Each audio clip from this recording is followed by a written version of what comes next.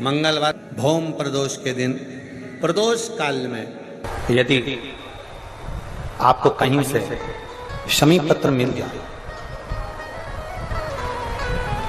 प्रदोष के दिन यदि कहीं से आपको शमी पत्र मिल जाए और प्रदोष काल में, प्रदोष का जो समय होता है, शाम का जो समय होता है प्रदोष काल, 4 प्रदोष 5 प्रदोष आप कर देखिएगा कि आपका कोई काम है, कोई नौकरी के लिए आप अप्लाई कर रहे हैं, कोई समस्या बड़ी विकट आ गई है, कोई तकलीफ विकट आ गई है, कोई समस्या विकट आ गई है, प्रदोष की प्रदोष काल में अगर एक शमी पत्र भी आप घर के शिवलिंग को, अब ये करने के लिए आपको मंदिर पे शिवलिंग नहीं जाना, अपने घर में जो शिवलिंग, चाहे वो स्फटिक का हो, पादप का हो, कंकर शंकर का हो, लकड़ी का हो, जो शिवलिंग तुम्हारे घर में, कांच का हो, चाहे वो नर्मदा के कंकर का हो, नर्मदेश्वर हो,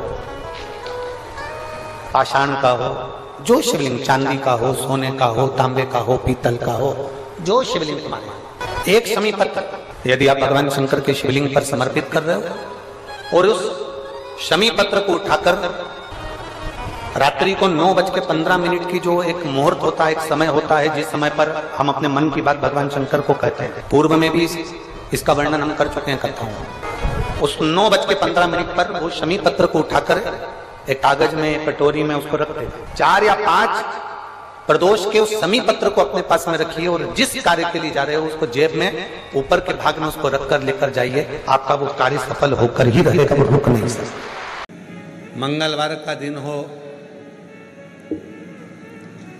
डॉक्टर ने भी कह दिया हो कि इसको 20 साल तक औलाद नहीं हुई, 25 साल तक नहीं हुई, 30 साल तक नहीं हुई, 18 साल तक भी इसको औलाद नहीं हुई, 30 साल हो गए औलाद नहीं हुई, और सब तरह से जब हार जाओ, भौम प्रदोष के दिन प्रदोष काल में शिवजी के मंदिर में शंकर के शिवलिंग पर 3 जगह पर कनेर का पुष्प समर्पित करना प्रारंभ करें।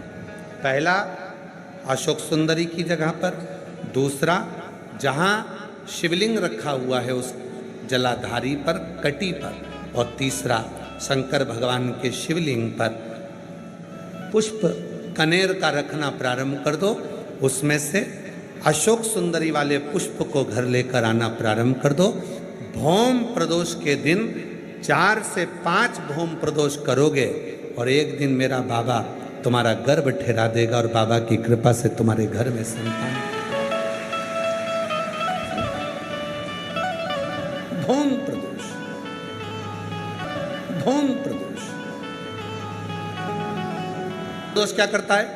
धन देता है, संपदा देता है, वैभव देता है। जो बेटे बेटी, नवयुवक बेटा बेटी जितने भी कंपटीशन एग्जाम में बैठते हैं, जितने परीक्षा देने के लिए बैठते हैं, जितना कंपटीशन एग्जाम में बच्चा बच्ची बैठते हैं और वो आखिरी में ये विचार करते हैं कि मैं ये सीए क्लियर नहीं कर सकता, मेरा ये पार्ट क्लियर नहीं होगा, मैं आईएएस ऑफिसर नहीं बन सकता, मन से ये निकालना छोड़ दो कि मैं ये नहीं बन सकता। अगर आपने प्रदोष के दिन प्रदोष काल में एक बेलपत्री के वृक्ष को कहीं पर भी लगाया है और प्रत्येक प्रदोष पर जाकर आप उसके नीचे अगर दीपक लगा रहे हो तो तुमको तुम्हारी मंजिल तो मिलकर रहेगी ही, चाहे कुछ भी। लड़की को मंगल है, गुरुजी लड़के को मंगल है, क्या करा जाए?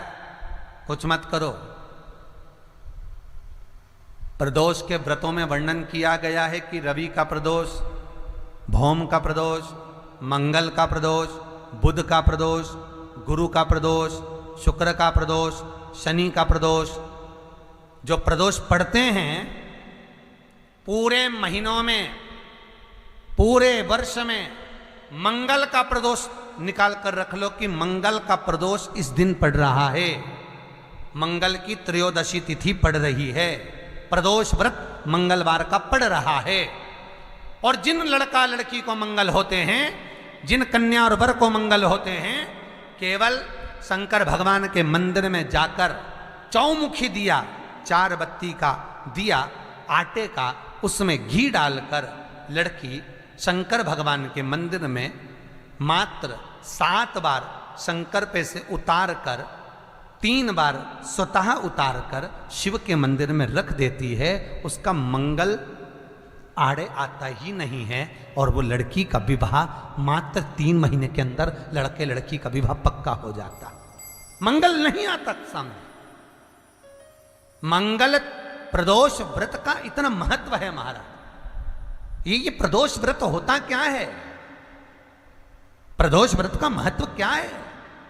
शिव महापुराण की कथा कहती है शंकर भगवान का प्रदोष का व्रत, अर्थात चंद्रदेव को जो क्षय रोग हो गया, बीमार पड़ गए, शरीर गलकर नीचे गिरने लगा, तब देव ऋषि नारद ने भगवान चंद्र को शंकर भगवान के पूजन का विधान बताया और पूजन करते करते त्रयोदशी तिथि आ गई।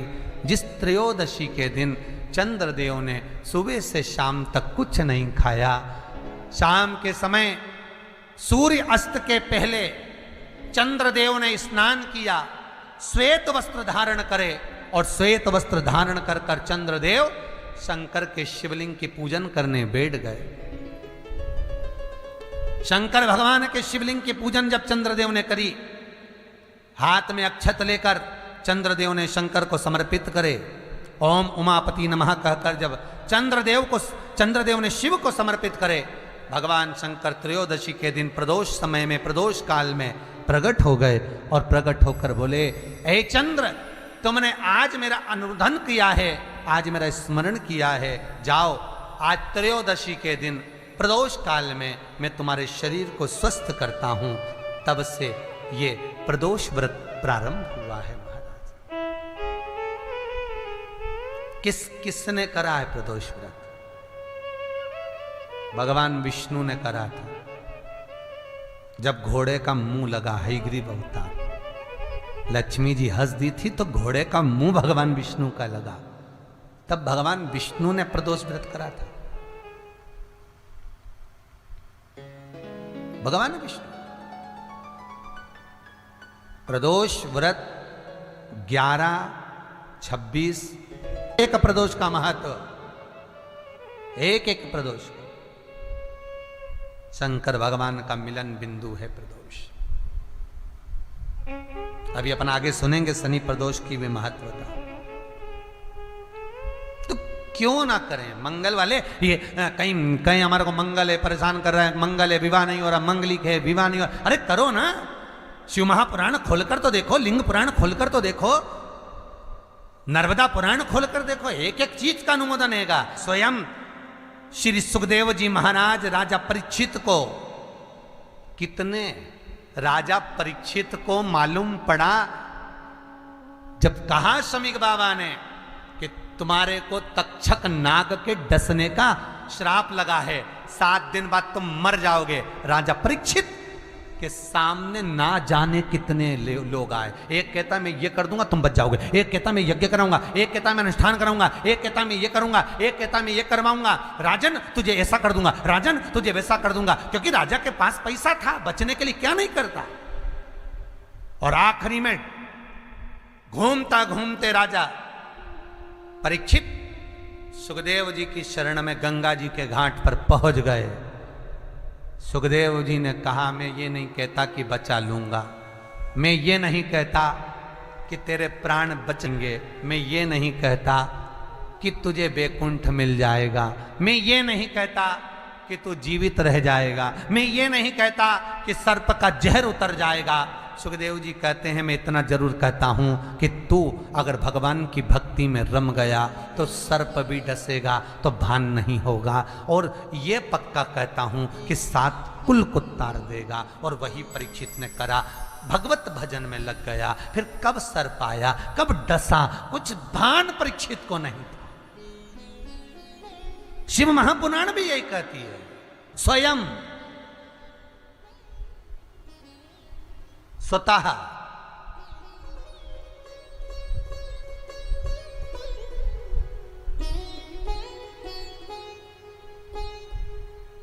अपना स्वयं का करिए, भजन करो। मंगल है, राहु है, केतु है, दशा बेकार चल रही है, लक्ष्मी नहीं आ रही, कष्ट बहुत है, फैक्ट्रियां नहीं चल रही, कहीं मत जाओ, मेरे शिव की शरण में जाकर एक बार शिव महापुराण को पूरी सुनो और उसमें जो जो उपाय बताए गए हैं, हम ये नहीं कहते कि हम कुछ कर देंगे, हम ये नहीं कहते कि हमारे पास कोई विद्या है। मेरा निवेदन आप सबसे है, आप सबसे भी मैं निवेदन करना चाहूंगा। कई माताएं फोन कर कर बोलती हैं हमारे को कष्ट है, हमें गुरुजी से बात करना है, हमको ये पूछना है, हम नहीं, आपसे निवेदन है, कुछ पूछने के लिए आप कभी भी कॉल ना करिए, फोन ना करिए, कुछ पूछने के लिए आप मैसेज ना करिए, हम नहीं बता पाएंगे। क्यों? क्योंकि शिव महापुराण में जो लिखा है हम केवल वो बता सकते हैं और केवल पुराण में बता पाएंगे। हम यहाँ से नीचे उतरे, हम वही साधारण से मनुष्य हैं जो आप टीवी के सामने बैठे हो, वही की वही हम भी हैं। केवल ये व्यासपीठ, ये पुराण, ये शास्त्र, इसके सिवाय हमारे पास कोई विद्या है ना हम कुछ जानते। हाँ, पुराण में से निकाल कर उपाय, एक दो किताब, 5-6 किताब लिखी हैं, पंचामत है, तर्पण है, मन मंत्र है, मन दर्शन है, गदा चरित्र है, ऐसी 5-6 किताबें लिखी हैं। उन किताबों में सब कुछ लिख दिया।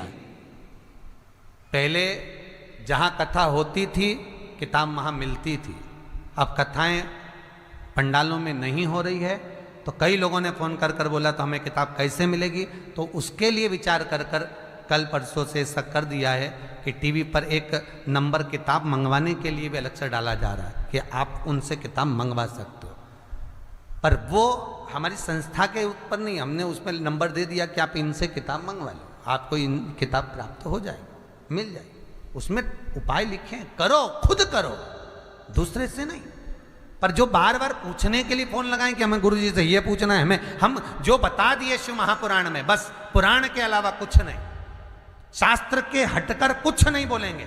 जो शास्त्र सम्मत है, स्कंद पुराण में, विष्णु पुराण में, नर्मदा पुराण में, लिंग पुराण में, शिव महापुराण में, भविष्य पुराण में जितनी जितनी बातें लिखी होती है उसको छाट छाट कर लेकर आते हैं, आपको बता देते हैं कि आप ये कर लो, उससे फायदा मिल जाएगा।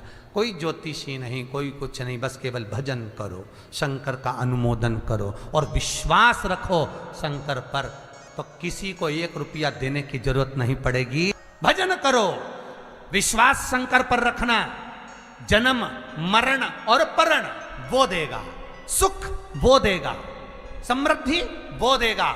जिसके घर में बहु रिद्धि सिद्धि हो, जिसके घर में अमोद और प्रमोद पोते हो, जिसके घर में शुभ और लाभ दरवाजे पर बेटे बनकर विराजमान होते हो, जिसके घर में स्वयं अखंड सौभाग्य देने वाली पार्वती हो, जिसके घर में लक्ष्मी देने वाली लक्ष्मी बेलपत्र के पेड़ के नीचे झाड़ू लगाती हो, जो स्वयं सरस्वती को स्वर प्रदान करता है, वो शंकर है। जब सब कुछ उसके पास में है, कुबेर का खजाना वो चोर को दे देता है, जब सर्वस्वता उसके पास है, तो आप इधर उधर डोलते क्यों हो? क्यों डोलो? उस पर विश्वास रखो। वो शंभु, वो शंकर, वो त्रिकालदर्शी, वो कैलाशी, वो अविनाशी सुख देगा, आनंद देगा। पाने का तरीका केवल उसको रिझाओ। जो मंदिर आपसे दूर हो, जिस मंदिर में कोई नहीं जाता, जिस मंदिर में कोई दिया तक नहीं लगाता, उस मंदिर में तुम जाओ और उस मंदिर में एक दिन जाकर प्रकाश कर कर आना, एक बार दिया जला कर आना, मंदिर की सफाई करी आना, शंकर जी पे जल चढ़ाकर उनको स्नान कराकर, कोई पत्ती पेड़ पौधे की पास में हो तोड़ के चढ़ाए आना। 2-4 बार कर कर देखना कितना शांति, कितना धीरज, कितना आनंद, कितनी समृद्धि, कितनी लक्ष्मी मिलती है। तुम करोगे तुम्हारा पेट भराएगा, हम करेंगे हमारा पेट भराएगा। स्वयं करिए। और बाबा विश्वनाथ से विनती भी करना, सब भगवान इधर, ये देवता का नाम, वो देवता का नाम, वो देवी का नाम, वो देवता का नाम, सब ले, और तुमको तो कोई पूछे ही नहीं। शंकर भगवान बोले भले नहीं पूछे, मरने के बाद तो मेरे पास ही आएगा। मेरे ससुर ने मुझे श्राप दिया है, दक्ष प्रजापति ने, शंकर मैं तुझे श्राप देता हूं कि तू शमशान में निवास करेगा। शंकर भगवान कह रहे मैं तो शमशान में रह रहा हूं, जीते जी नहीं आएगा तो मरने के बाद तो आएगा। बापड़ा ऐसी गीली लकड़ी में जलाऊंगा 3 दिन ठंडा नहीं करने दूंगा।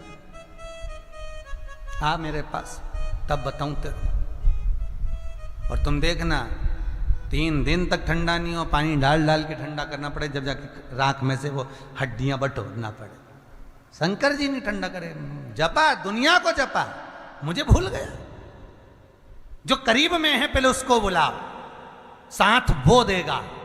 जो तुम्हारे पास में है पहले उसको बुलाओ, ले जाकर हॉस्पिटल तो छोड़ ही देगा। मृत्यु लोक का देव महादेव शंकर है। कष्ट भी हो तो पहले उससे कहो, दुख भी है पहले उससे कहो, रोग भी है पहले उससे कहो, अदालत में केस भी चल रहा है उससे कहो, पेशी करने जा रहे हो पहले उससे कहो। उसको कहो कि मैंने अब तेरे भरोसे पर सब सौंप दिया है। जब से कथा सुनी महादेव कहीं नहीं जाऊंगा, बस तुझसे ही कहूंगा। तारेगा भी तू ही और मारेगा भी तू। कर लो भरोसा, विश्वास कर कर देखो। भरोसा तो होना चाहिए। एक पति पत्नी जहाज में घूम रहे थे समुद्र में। समुद्र में लहर चढ़ गई, सुनामी लहरें आने लगी। जहाज के मैनेजर ने कहा, अनाउंस कर दिया पायलट ने, ये जहाज डूबने वाला है, सब बच लो, छोटी छोटे ट्यूब पकड़ो, नाव पकड़ो, कूदो और भागो, समुद्र में लहरें चल रही, सुनामी, भागो। पत्नी नीचे थी, सुन के ऊपर गई। पति सबसे ऊपर लहरों का आनंद ले रहा था, वहां पहुंच गई। पत्नी ने पति से कहा, सुना तुमने? पति बोले, क्या है? अरे सुना नहीं तुमने? नहीं, मैंने नहीं सुना। क्या हुआ? समुद्र पानी में, ये जहाज जो है पानी में डूबने वाला है। अच्छा, तो डूबने दे। पति लग गया फिर लहरों को देखने। पत्नी बोली, मर जाएंगे। पति कुछ बोला ही नहीं, लहरों का आनंद ले रहा। पत्नी बोली, सब बच रहे हैं, सब ट्यूब पकड़ के भाग रहे हैं, नावों को पकड़ पकड़ के भाग रहे हैं, चलो तुम भी चलो। पति कुछ नहीं बोला, आनंद ले रहा। पत्नी बोली, तुम तो मुझे मरा हुआ देखना चाहते हो ना, मैं जानती हूं तुमको। पत्नी फिर नीचे गई, फिर सब हटपटा रहा है, पूरा जहाज के लोग भाग रहे हैं, ट्यूब पकड़ के, नाव पकड़ के भाग रहे हैं, जहाज डूब रहा है। पत्नी फिर ऊपर आई, अरे सब बचा रहे हैं अपने अपने बीवी बच्चों को, तुम मुझे बचाओ। पति ने कुछ नहीं बोला। पत्नी बोली, मैं जानती हूं तुम तो मुझे मरा हुआ देखना चाहते हो, कि मैं मर जाऊं तो तुम दूसरी शादी कर लो। मैं मर जाऊंगी तब मालूम पड़ेगा। पति ने जेब में से बंदूक हेड़ी, मरो मरो करती है, ले मैं अब भी मार दूं। और जेब में से बंदूक लगकर पत्नी के सिर पे रख दी। खटका दबने ही वाला था और पत्नी हंसी खूब जम जम के। तो पति ने पूछा, क्यों हंस रही है, क्यों हंस रही है? पत्नी कहती है, मैं जानती हूं कि तुम मुझे मार नहीं सकते। पति कहता है, जितना विश्वास तुझे अपने पति पर है कि मैं तुझे मार नहीं सकता, पति कहता है उतना विश्वास मुझे मेरे विश्वनाथ पर है, वो मुझे डूबने नहीं दे सकता। इतना विश्वास तुम्हारे भीतर होना चाहिए, डूबने नहीं देगा। प्रदोष के दिन कथा को सुन रहे हो, विश्वास की कथा है। तुलसीदास जी ने रामचरितमानस लिखते समय सबसे पहला शब्द लिखा, शंकर विश्वास रूपिणो। शंकर विश्वास रूपिणो, ये तुलसीदास जी रामचरितमानस के भीतर लिख रहे हैं। शंकर पर अगर विश्वास हो गया तो जीवन सार्थक हो गया, कुछ नहीं सोचना फिर।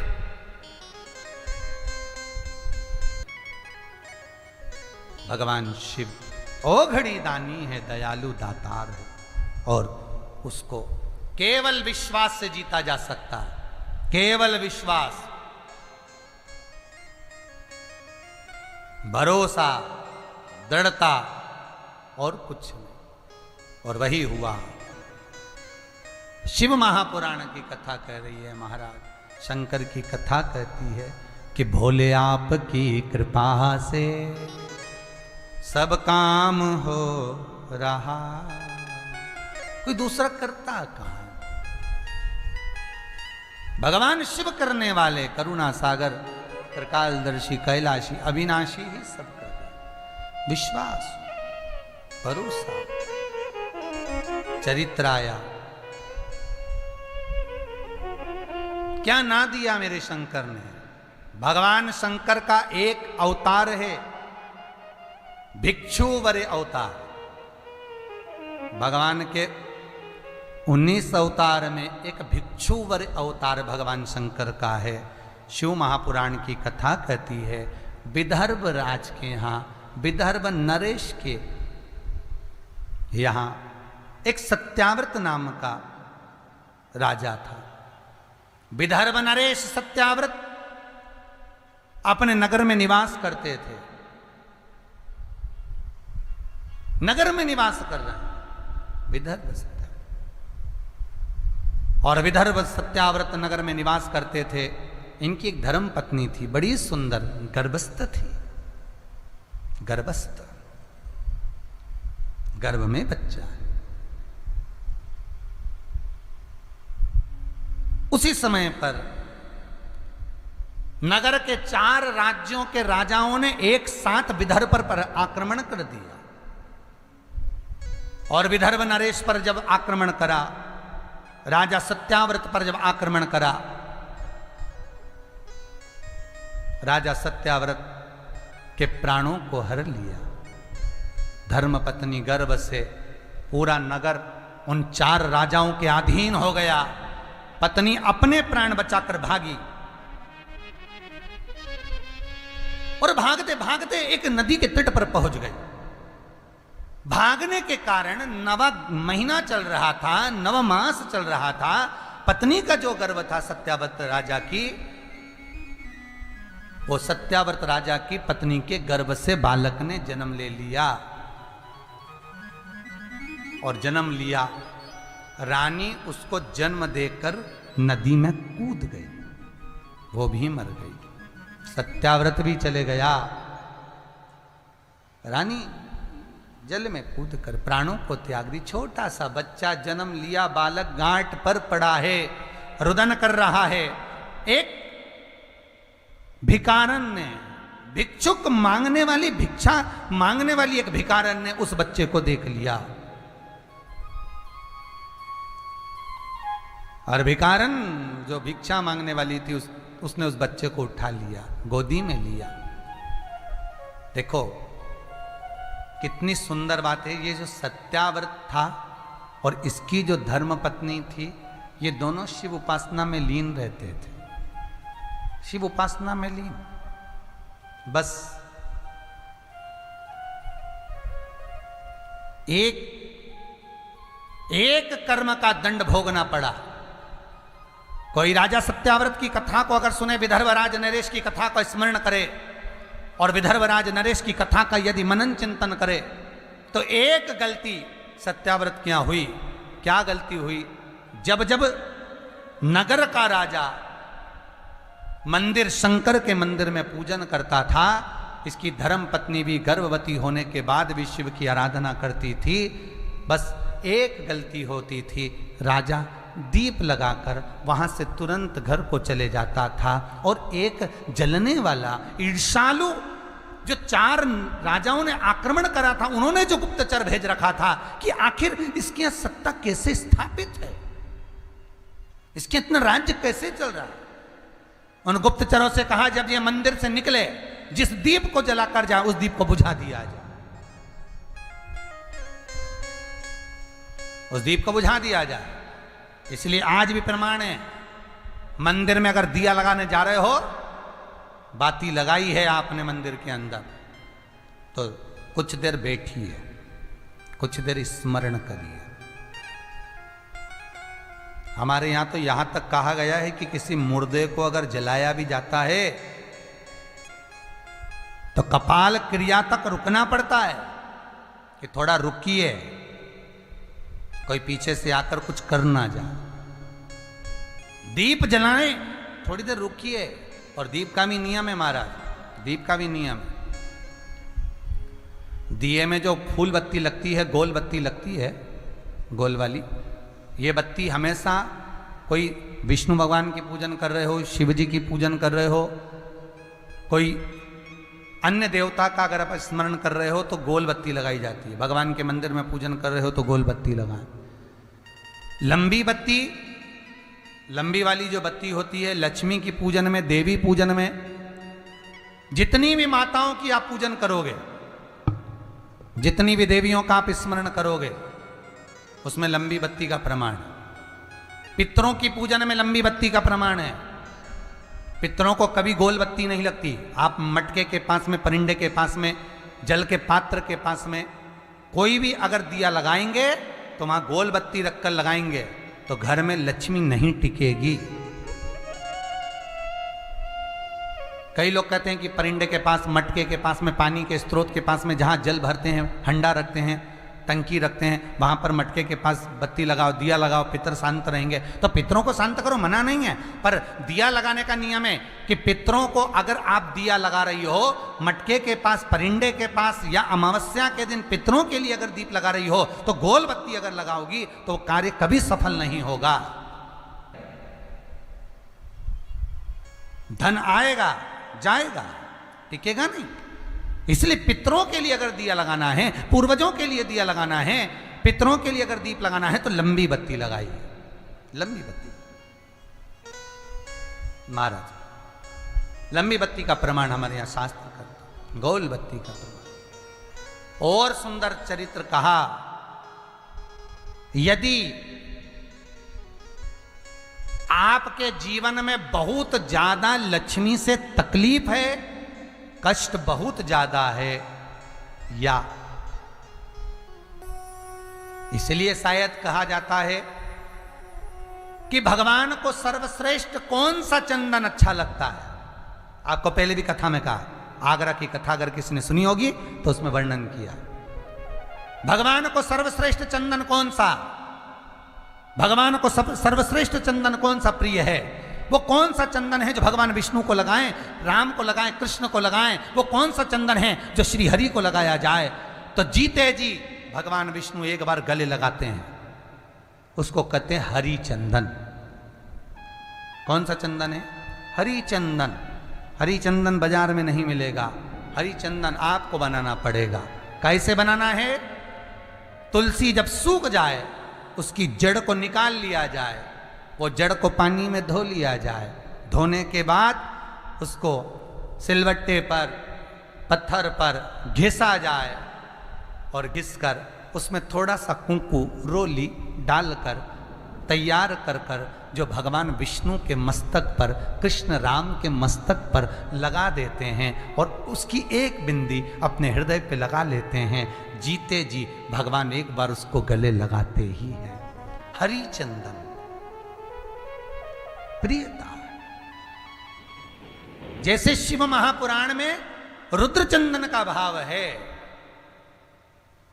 शिव महापुराण में रुद्र चंदन का प्रमाण दिया जाता है। अगर आपने लिंग पुराण पढ़ी हो तो उसका 5वां स्कंद अवश्य पढ़िएगा महाराज। और शिव महापुराण अगर पढ़ रहे हो तो उसका कुमार खंड पढ़िएगा, जिसमें रुद्र चंदन का प्रमाण है। रुद्र चंदन कैसा?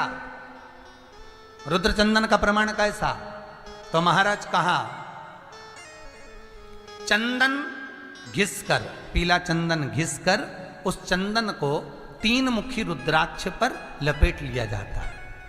3 मुखी रुद्राक्ष पर उस चंदन को लपेटा जाता है। लपेटोगे उसके बाद उसको ऐसा गोल करोगे तो एकदम चिकना हो जाए, एकदम चिकना, ठीक है, एकदम चिकना हो जाए। और उस चंदन को आप शिवरात्रि के दिन, और कोई से भी महीने की शिवरात्रि, किसी भी महीने की हो, सब फलदायी होती है। अगर आप पंचांग में देखेंगे तो शिवरात्रि लिखी हुई आती है, हर महीने शिवरात्रि पड़ती है। किसी भी महीने की शिवरात्रि पर रुद्र चंदन, अर्थात जो चंदन का आपने 3 मुखी रुद्राक्ष में लेपन करा है, उसका गोला बनाया है, वो चंदन अच्छा मोटा मोटा कर लेना, अच्छा बढ़िया, ऐसा नहीं कि थोड़ा बहुत ही लगाओ, पूरा रुद्राक्ष दिखना नहीं चाहिए, पूरा लपेट कर उसको शंकर के शिवलिंग पर ले जाकर रख दीजिए और फिर धीरे धीरे शंकर भगवान का जल अभिषेक करना प्रारंभ कर दीजिए। वो चंदन पूरा धीरे धीरे शंकर के शिवलिंग पर डलना चाहिए। शंकर के मूल मंत्र श्री शिवाय नमस्तुभ्यम का जाप करिए। यह कहलाता है रुद्र चंदन। इस चंदन के अभिषेक से महाराज जो काम नहीं होता आप कर कर उस कार्य को प्राप्त कर सकते हो, सिद्ध कर सकते हो। रुद्र चंदन, हरि चंदन, रुद्र चंदन, ये वो चंदन है जो जीवन का सुख प्रदान करने वाले, हरि तत्व देने। रुद्र चंदन। तो महाराज शिव महापुराण कथा कह रहे हैं, भगवान भूत भावन भूतेश्वर शंकर के 19 अवतार में से आज भगवान शंकर का जो अभिषेक सत्याव्रत करता था, धर्मपत्नी करती थी। एक काम हुआ कि उनके नगर में उनके ईर्ष्यालु जो राजा थे, उन्होंने गुप्तचर छोड़े थे।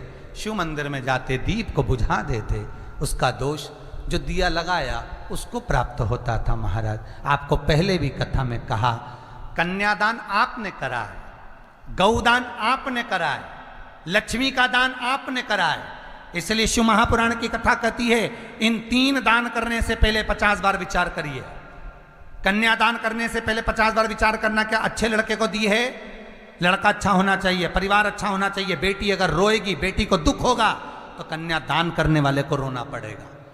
गौदान करने से पहले विचार करिए, गाय किसी ऐसे ब्राह्मण को मत दो जो 4 दिन साथ में रखे और मालूम पड़े बाद में बेच दे।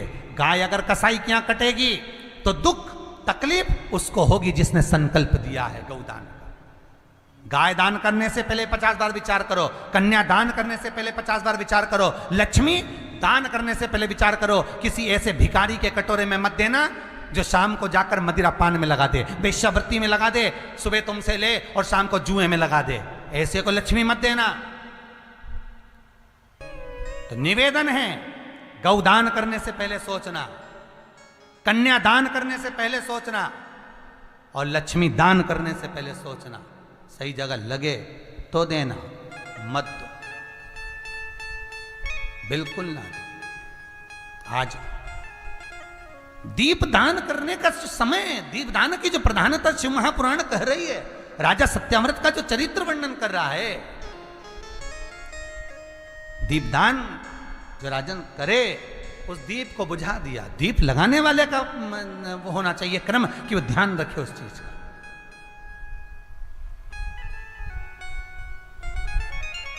आप लोग जितने लोग कथा सुन रहे हैं, आपके यहाँ पंडित लोग पूजन करने आए होंगे, कभी ना कभी तो आए होंगे, कभी ना कभी सत्यनारायण की कथा तो करवाई होगी, कभी ना कभी कोई पूजन अनुष्ठान देवी का देवता का कराया होगा। आपने पंडित जी ने अगर दिया लगाया है, जजमान से अगर दीप लगवाया है तो जजमान को ध्यान रखना पड़ता है, और पंडित ने ध्यान दिया लगाया है तो पूरी पूजन में पंडित को ध्यान रखना पड़ता है कि दिया ठंडा नहीं होना चाहिए। जो दीप लगाए ये उसका मान होना चाहिए, ये उसका स्मरण।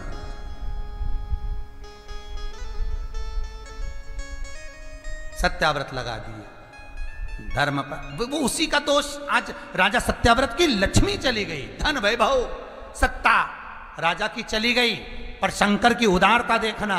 राजा के कर्म का भोग तो राजा को मिल गया, चले गया, पत्नी भी चली गई, पर उसके जो पुण्य करा था, जो सत्कर्म करा था, जो शिव का अभिषेक करा था, पूजन करा था, वो वंश नहीं मिटने दिया मेरे विश्वनाथ ने, वो वंश नहीं समाप्त होने दिया मेरे शंभू ने।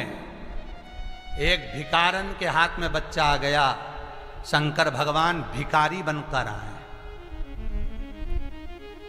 दुनिया में कोई देवता नहीं होगा जो भिक्षुक बनकर आया होगा।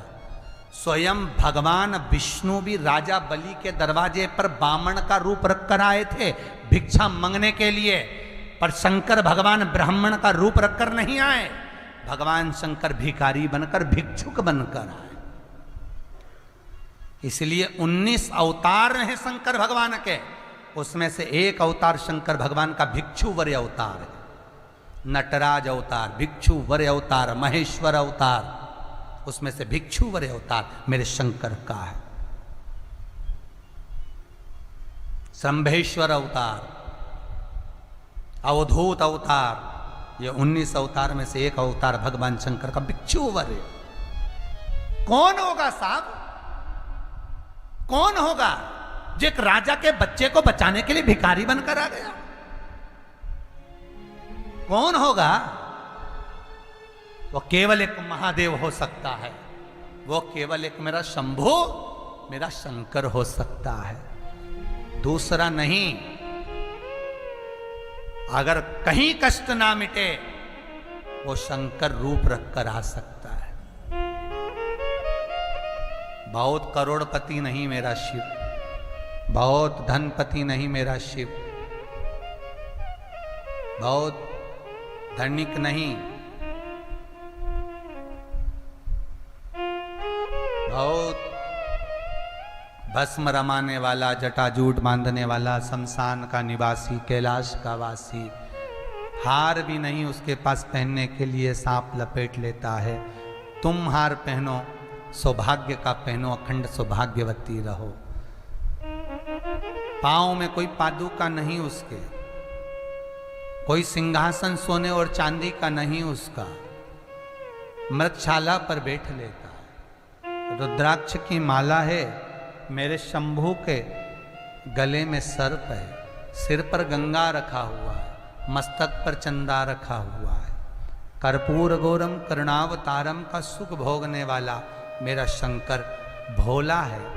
पार्वती खुद कहती है, आप अपने लिए सोने की नगरी क्यों नहीं बसा लेते, हीरे पन्ने का महल क्यों नहीं बना लेते?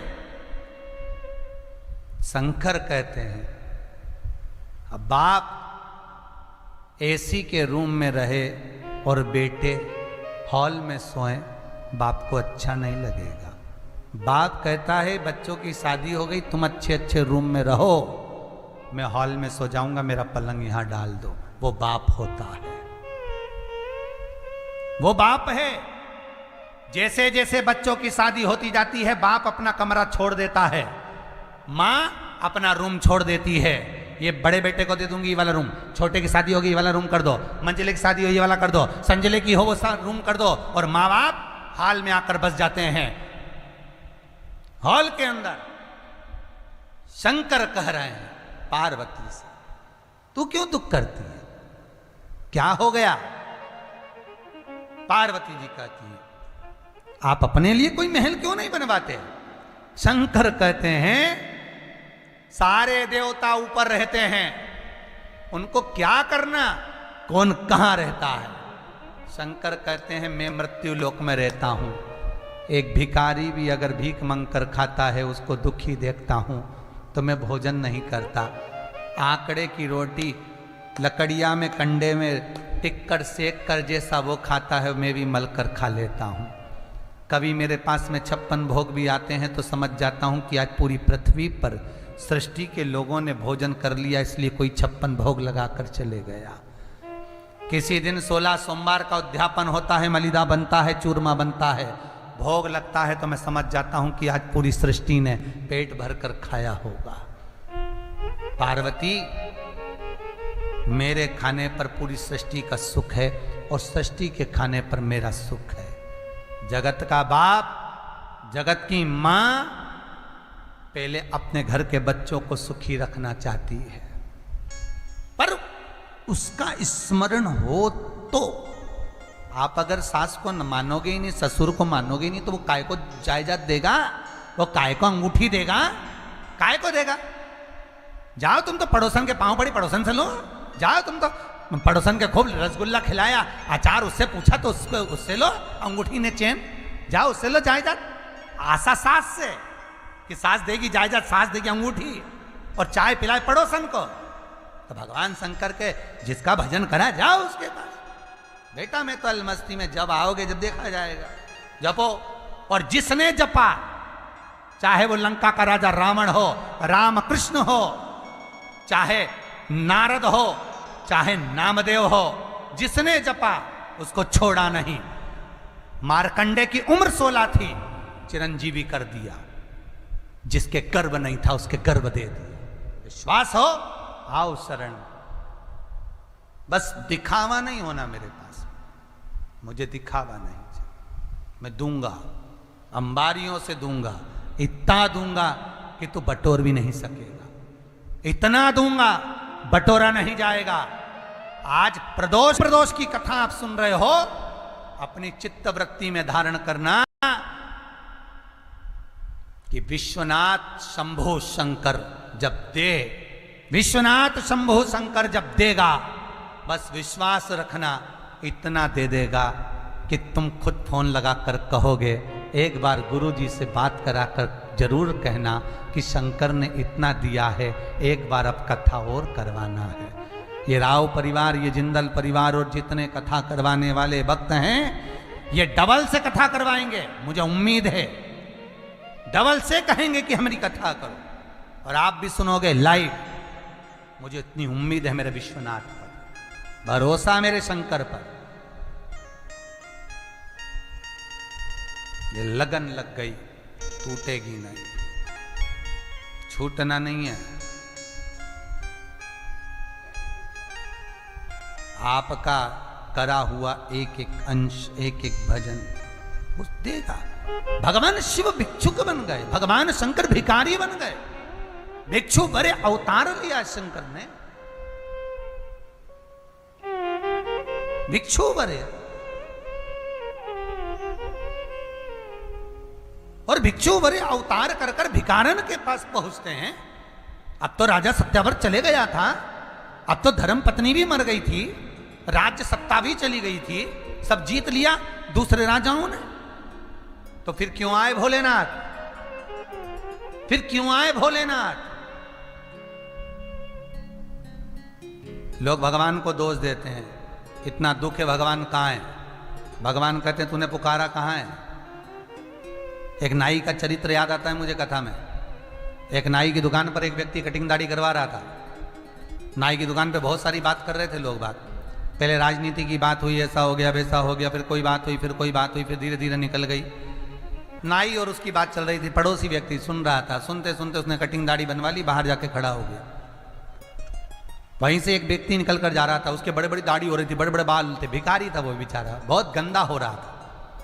जिसने कटिंग दाढ़ी करवाई थी बाजू वाला जो सुन रहा था, वो अंदर पहुंच गया नाई के पास, और नाई के पास पहुंचकर बोला, ओ भैया जरा जाओ ना, उसकी दाढ़ी कटिंग कर दो, वो सामने जा रहा है। तो नाई बोला पागल है क्या, वो मेरी दुकान में आएगा तो मैं कटिंग दाढ़ी करूंगा, मैं क्या उसके पीछे पीछे जाऊं, मैं उसके पास जाकर करूंगा, पागल हो गया हूं मैं? वो मेरे पास आए तो मैं दाढ़ी कटिंग करूंगा, मैं इधर उधर नहीं जाता। उसने कहा भैया अभी तू बोल रहा था कि भगवान है ही नहीं, मैं उसी का उत्तर दे रहा हूं। भगवान भोलेनाथ कहते हैं, दुनिया के लोग कहते दुख नहीं कट रहा, शंकर भगवान कहते हैं नाई की दुकान में जाओगे तो बाल कटेंगे, दाढ़ी बनेगी। शंकर भगवान कहते हैं अगर मेरे दरबार में आओगे तो दुख कटेगा, मैं क्या तुम्हारे पीछे पीछे जाके दुख काटूं, मैं तुम्हारे पीछे पीछे जाके कष्ट काटूं? आओ तो, और आने के बाद अगर नहीं कटा तो बात दूसरी है, पर पूरा विश्वास रखकर आना। शिव महापुराण की कथा कह रही है, पूर्ण विश्वास, दिखावा नहीं मेरे शंभू को।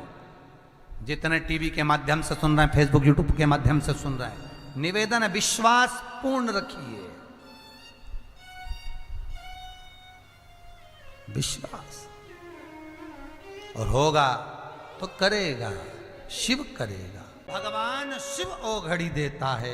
भिक्षु वर बनकर आ गया, एक भिखारी बनकर आया, उस भिखारन के पास में कहते हैं इस राजकुमार का पालन तुम्हें करना, तुम करो। भिखारन बोली मेरे पास खुद खाने के लिए नहीं, क्या खिलाऊंगी, क्या पिलाऊंगी, क्या दूंगी? शंकर भगवान ने एक रुद्राक्ष दिया, शमी के पेड़ के पास इसको रखना, पूजन करना, अर्चना करना, दीप लगाना, जा संपदा प्राप्त करेगी। 9 मुखी रुद्राक्ष शंकर जी ने उस भिखारन को दिया। शमी के पेड़ के नीचे रोज जाकर पूजन करती, सोमवार की सोमवार अर्चना करती, घी का दिया लगाती। बाबा विश्वनाथ ने उसका भंडार भरा, ऐसा भरा कि सत्ता बन गई, संपदा आ गई। राजकुमार को मालूम पड़ गया कि इन लोगों ने छल करा है, उस राजकुमार ने उनके साथ युद्ध कर कर उनको हरा कर वापिस सत्ता स्थापित कर ली। मेरे भगवान शंकर भिक्षुक बनकर, भिक्षुक बनकर एक भिखारन को भी करोड़पति बना दिए, वापिस सत्ता दिला। राज चले भी गया तो शिव देगा, सत्ता चले भी गई तो शंकर देगा। देव ऐसा शिव है मेरा। भगवान शिव और महाराज वो क्या नहीं देता,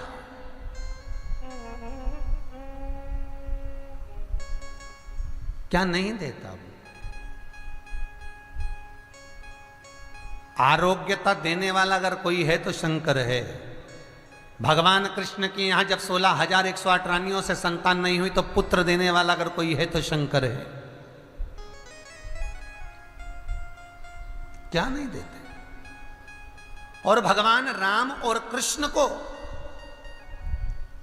यदि परम धाम जाना भी है, राम और कृष्ण को अगर परम धाम की ओर जाना भी है और उनको अब कहना है कि अब तुम्हें प्राण छोड़ना पड़ेगा, तो मृत्यु का निमंत्रण देने वाला भी शंकर ही है, शिव, कोई दूसरा नहीं। मृत्यु का निमंत्रण देने वाला भी शंकर है। आप रामचरितमानस उठाकर देखिए, एक बार दुर्वासा ऋषि राम जी के आ गए और अयोध्या में आकर कहा मुझे राम जी से मिलना है। राम बाबा के सामने पहुंच गए और राजा राम जी के सामने पहुंचकर दुर्वासा बाबा ने राम जी से कहा मुझे आपसे अकेले में बात करना है, इस लक्ष्मण को हटा दीजिए। भगवान राम ने लक्ष्मण को खड़ा कर कर रखा। दुर्वासा जी फिर बोले आप और मेरी बात होना है, लक्ष्मण को यहां जितने हैं ये सब चले जाएं। और सुनो महाराज, यदि आपकी और मेरी बात के बीच में कोई आ जाता है तो उसका आपको त्याग करना पड़ेगा, ये विचार कर लीजिए। मेरे राम जी महाराज ने यही विचार किया। ठीक है लक्ष्मण जाओ, पूरा महल खाली कर दो, मेरा कक्ष खाली कर दो। और सुनो लक्ष्मण, इस कक्ष में फिर कोई प्रवेश नहीं करना चाहिए जब तक मैं दुर्वासा ऋषि से बात कर रहा हूं, इस बीच में कोई ना आवे। लक्ष्मण जी चले गए, दरवाजे पर पहरेदारी करने लगे। दुर्वासा भगवान और भगवान राम की चर्चा प्रारंभ हुई, बात चालू हुई। और कुछ देर बाद लक्ष्मण जी का आगमन हुआ। लक्ष्मण को त्याग करना पड़ा मेरे राम जी को। और दुर्वासा ऋषि कहने ही ये आए थे कि अब तुम्हारी लीला समाप्त करो और गौलोक धाम वैकुंठ के लिए तुम चलो, बोलने यही आए थे। और दुर्वासा है कौन? दुर्वासा है कौन आखिर? देवर्षि नारद भ्रमण करते करते एक बार माता लक्ष्मी के पास पहुंच गए और माता लक्ष्मी से कहा मां बहुत तेज भूख लगी है, कुछ लेकर आइए ना। माता मोतीचूर का लड्डू ला कर दे दी और माता ने मोतीचूर का लड्डू ला कर दिया तो नारद जी ने खाया। और खाते सी नारद जी बोले मैया लड्डू तो अनसुईया जी के घर का था, लड्डू क्या जोरदार बनाती है अनसुईया मैया, पर तेरे लड्डू में स्वाद नहीं आया। अब तो लक्ष्मी जी के कांटे से खून नहीं, लक्ष्मी जी के बता लड्डू 4 खा गया और कह रहा बताओ कि लड्डू में स्वाद नहीं। ठीक है, तो लक्ष्मी जी ने पूछा ये अनसुईया कौन है? तो अनसुईया पतिव्रता धर्म का पालन करने वाली, पति को परमेश्वर मानने वाली, पति चरणों का स्मरण करने वाली, पति चरणों का अनुमोदन करने वाली, पति चरणों के रसतत्व को धारण करने वाली, वो अनसुईया है। और अनसुईया मैया पति के चरणारविंद का रसतत्व ग्रहण करती, पति के चरणों का अनुमोदन करती, पति के चरणों को नमन करती, वो अनसुईया है। क्या अनसुईया इतनी सात्वित्ववान है? अरे मैया तुम क्या लगो। और लक्ष्मी जी को इतना कहकर नारद जी चले सरस्वती के यहाँ पहुंच गए, ब्रह्माणी के यहाँ। ब्रह्माणी को भी कह दिया, पार्वती के यहाँ पहुंचे तो पार्वती को भी कह दिया। अनसुईया के सात्वित्व की प्रबलता का जब बखान किया है देवऋषि नारद ने, तीनों को परीक्षा लेने के भाव जागृत हो गए। और अनसुईया मैया अनसुईया है, अपने सातित्व की प्रबलता है अनसुईया की। पति के चरणार विंद का अनुमोदन स्मरण करती हैं। आप में से कितनी माताएं हैं जितनी टीवी पर कथा सुन रही हैं, ऑनलाइन कथा सुन रही हैं, आप में से कितनी माताएं हैं जो अपने पति को रोज प्रणाम करती है, रोज नमन करती है? हाथ उठाओ जरा, कितने प्रणाम करते हैं? इक्का दुक्का कोई होगा प्रणाम करते होगे, और नहीं तो कई घरों में तो बेचारा पति तुम्हारे को प्रणाम कर ले, तारी चुप हो जा, तेरे हाथ जोड़ो, चुप हो जा, मत बड़बड़ कर, जरा शांति रख ले, थोड़ा चुप हो जा, पति बेचारा कह दे। नमनता महाराज।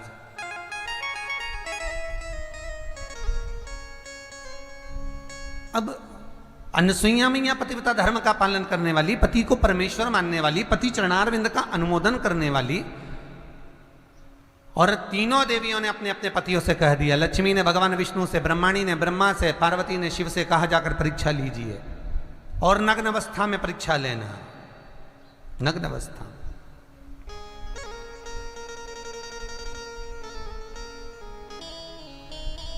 जाओ, चले। ब्रह्मा विष्णु महेश ने जाकर आवाज लगाई, माता भिक्षाम देई, माता भिक्षाम देई। जैसे ही भिक्षा के लिए आवाज लगाई, अनसुईया जी बाहर आए। बाबा ये लो। तीनों देवता जो ब्राह्मण के रूप में थे, उन्होंने कहा भिक्षा ऐसे नहीं लेते, वस्त्र उतार कर आओ, नग्न अवस्था में आओ। अनसुईया जी कहती हैं, बाबा किसी पर पुरुष के आगे नारी कैसे वस्त्र विहीन आ सकती है? बाबा कहते हैं, माता भिक्षा तो हम ऐसे ही लेंगे, अगर आप भिक्षा नहीं दोगी तो हम भूखे रह जाएंगे, और हमारे भूखे रहने का दोष आपको लगेगा, भिक्षा दीजिए। अनसुईया जी अंदर गई, आंत ऋषि के कमंडल का जल लेकर आई। अगर मेरा सातित्व पक्का है, मैंने पति की सेवा परमेश्वर मानकर करी है, तो ये तीनों की तीनों बच्चे हो जाएं, बालक हो जाएं। और जल छोड़ दिया, और ब्रह्मा विष्णु महेश 1.5 महीने के हो गए, और छोटे छोटे होकर उन अनसुईया जी ने गोदी में उठा लिया, उनकी झोली में थोड़ा थोड़ा सा अनाज दे दिया, विश्वकर्मा जी का ध्यान करा, पलना बनवाया चंदन का, रेशम की डोरी लगाई, और अनसुईया जी उनको झुला रही थी। इतने में अंत ऋषि आ गए, और अंत ऋषि ने आकर पूछा, अनसुईया ये किनके बच्चे हैं? अनसुईया जी कहती है, महाराज सब अपने। अंत ऋषि बोले, अभी स्नान करने गया था तो एक भी नहीं था। अनसुईया जी बोली, भगवान जब देता है तो छप्पर फाड़ कर देता है। अरे अनसुईया बताना ये बच्चे कहां से लाई है? अनसुईया जी ने सारा चरित्र सुना दिया। अंत ऋषि भी खुश हो गए, घर में 3-3 बच्चे आ गए। अब अनसुईया जी के यहाँ तो आनंद था, रोज नया नया आनंद, चिंता उनको लग गई। लक्ष्मी ने पार्वती से पूछा, तेरा आया क्या? ब्रह्माणी ने नहीं। तीनों देवियों ने एक जगह पर इकट्ठी हो गई, वहीं से देव ऋषि नारद निकल कर जा रहे थे श्रीमन नारायण। देव ऋषि नारद निकल कर जा रहे, और नारद जी ने बड़े मीठे स्वर में निकल कर जा रहे थे श्रीमन नारायण कहते कहते। लक्ष्मी जी ने बड़े मीठे स्वर में आवाज लगाई, बेटा नारद, ओ बेटा नारद। नारद जी को लगा आज मैया कितना मीठा बोल रही है, कितना मीठा। और जब माताएं मीठा बोलती है तो समझ लो कि कुछ तो चाहिए। जब माताएं बोले ए जी तो तुरंत खसक लो जी, नहीं तो 500 गया जी, ये पक्का है। आज मैया बड़ा मीठा बोल रही है। बोलो माँ क्या चाहिए? लक्ष्मी जी बोली, तूने कहीं नारायण को देखा? हाँ मैया। अनसुईया जी क्या पलना में झूल रहे हैं? पलना में झूल रहे हैं? तो पागल हो गया, मूर्ख हो गया, चल निकल यहां से। अब लक्ष्मी जी ने तो देव ऋषि नारद को भगाया। इतने में ब्रह्माणी ने पूछा तो कहा, पलना में झूल रहे हैं। पार्वती पूछती है, मेरे पति को तो कोई किडनैप भी नहीं कर सकता, मेरे पति को तो कोई पकड़ भी नहीं सकता, बोल नारद मेरे पति कहाँ हैं? नारद जी बोले, पलने में झूल रहे हैं। जैसे ही सुना, देव ऋषि नारद के सम्मुख में तीनों देवियां खड़ी होकर पूछती, हम हमारे पति को कैसे लेकर आए? नारद जी बोले, जैसे तुम्हारे पति मांगने गए थे ऐसे तुम भी चली जाओ। तीनों देवियों ने ब्राह्मण की स्त्री का रूप बनाया, तीनों एक जैसी तैयार होकर दरवाजे पर पहुंच गई। दरवाजा बंद था, आवाज लगाई, माता भिक्षाम देहि। और आवाज लगाने वाली कोई दूसरी नहीं थी। लक्ष्मी जी कहती है मैं राजरानी में पटरानी में किसी के यहाँ भीख नहीं मांगूंगी। ब्रह्माणी कहती है मैं सरस्वती किसी के दरवाजे पर भिक्षा नहीं मांगूंगी। पार्वती जी कहती है मेरी दौलत तो मेरा पति है, मैं मांगूंगी चलो। और पार्वती ने दरवाजा बंद था और आवाज लगाई माता भिक्षाम देहि। जैसे ही पार्वती जी ने आवाज लगाई, बीच में शंकर जी सोए थे पलने में, इधर विष्णु इधर ब्रह्मा। शंकर भगवान ने दोनों कोनी मार कर कहा मेरी तो आ गई, मेरी तो आ गई। भगवान विष्णु और ब्रह्मा बोले अकेले मत जाना प्रभु, जाएंगे तो तीनों साथ जाएंगे। शंकर भगवान से पूछा आप कैसे पहचान गए कि पार्वती आ गई? भगवान शंकर बोले मैं पार्वती की आवाज सुन लेता हूं, समझ जाता हूं कि ये मेरी है। आज भी एक पति और पत्नी को हजारों जनता के बीच में पंडाल में बिठा दो तो पहचान जाएंगे कि भेरू कहां बैठा है और जगदम्बा कहां बैठी, तुरंत पहचान जाएंगे। कहीं पर भी बिठा दो आप पहचान। अनसुईया जी ने दरवाजा खोला। जब भगवान रोना प्रारंभ करे तो अनसुईया जी दरवाजा खोली, बाहर आई। और बाहर आकर अनसुईया जी ने जैसे ही देखा क्या चाहिए तुमको? माता भिक्षा। भिक्षा में क्या चाहिए तुमको? माता अंदर जो सो रहे हैं पलने में वो हमारे पति हैं, हमें दे दीजिए। आइए पधारो।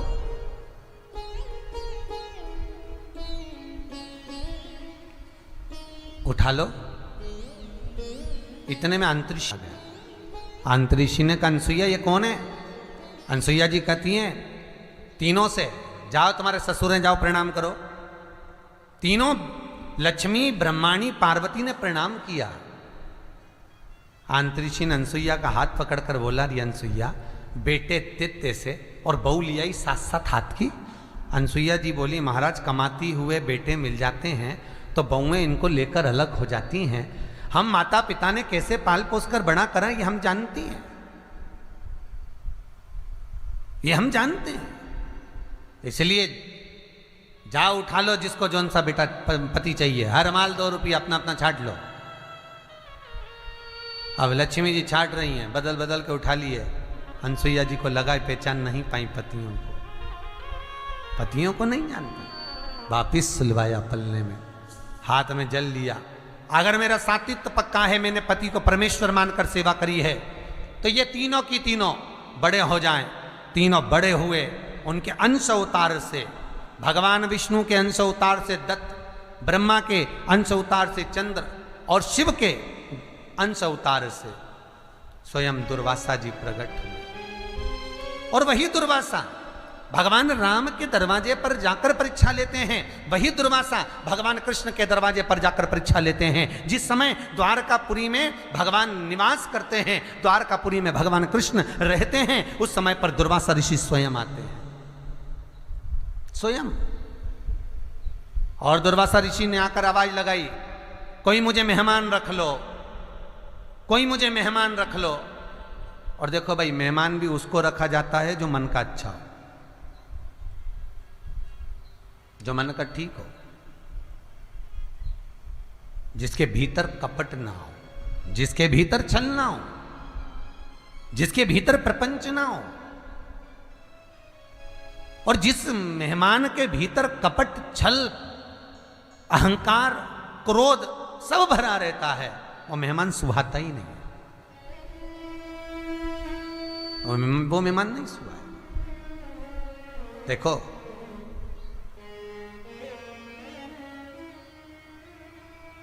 बेटियां शादी के बाद घर में आए, जब मायके आए,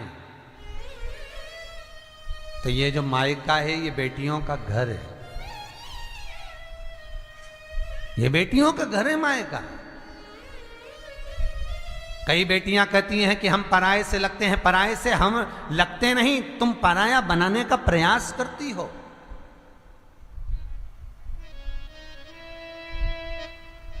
बेटियां घर में पराई कब दिखती हैं? जब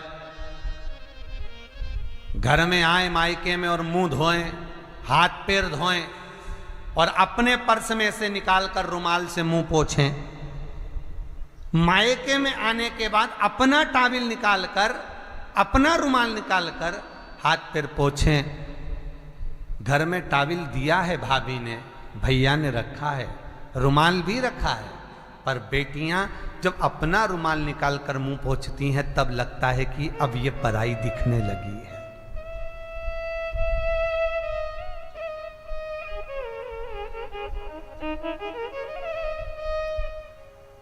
रसोई घर में आकर बेटियां जब कहें मम्मी चाय बना लूं क्या, मैं भाभी मैं चाय बना लूं क्या, तब लगता है कि बेटियां पराई लगती हैं। तुम अपने घर को अपना घर नहीं समझ रही हो और तुम्हें महसूस होता है कि अब हमारा नहीं रहा तो आप स्वतः ही पराई समझने लगती हो। नहीं, माँ बाप का घर, माता पिता का घर, भगवान शंकर का घर और गुरु का द्वारा, गुरु का घर कभी पराया नहीं होता साहब, कभी पराया नहीं होता। ये कभी पराया नहीं होता। शंकर भगवान के शिवलिंग को नया और पराये का, पुराने का कोई भाव नहीं होता। शिव का शिवलिंग कितना सुंदर कहा है। लिंग पुराण के अंदर वर्णन करा कि शंकर भगवान के शिवलिंग पर जल क्यों चढ़ाया जाता है। जिंदल परिवार ने जब कथा करवाई ऑनलाइन तो उसमें बताया था कि जल चढ़ाने का भाव क्या है, क्योंकि शंकर भगवान ने यही श्रावण के महीने में विष पिया था, तो 33 कोटि देवताओं ने जल का अभिषेक किया उस कंठ की जलन को रोकने के लिए। गाय का दूध भी चढ़ाया कंठ की जलन को रोकने के लिए।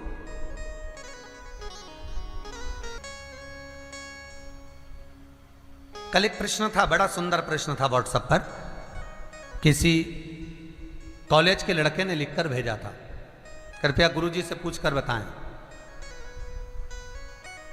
कि सबसे ज्यादा दूध श्रावण के महीने में ही शंकर भगवान पर क्यों चढ़ता है, उसका वैज्ञानिक कारण क्या है।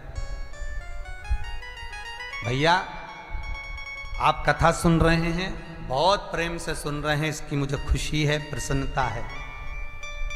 श्रावण के महीने में शंकर भगवान पर गाय का दूध सबसे ज्यादा इसलिए चढ़ता है क्योंकि गाय हरा चारा खाती है।